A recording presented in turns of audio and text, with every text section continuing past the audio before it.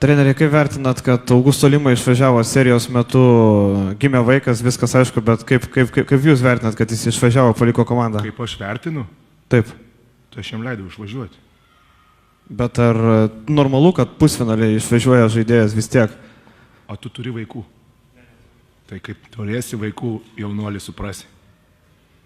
Nes čia yra maksimumas, ką žmogus gali patirti. Vau, geras klausimas tikrai. Tu galvoji, krepšinis yra svarbiausia gyvenime? Pusfinalis yra svarbu. Pusfinalis? O kam jisai yra svarbus? Kuriai? Tu matei kiek žiūrovų? Svarbu? Ar žmogui? Tai tu kaip vaiką pirmą savo pamatysi, tai tu suprasi, kas yra gyvenime svarbiausia. Ateik su manim pašnekėti tada. Nes nieko negali būti didingesnio pasaulyje kaip vaiko gimimas. Patikėk manim. Nei titulai, nei niekas.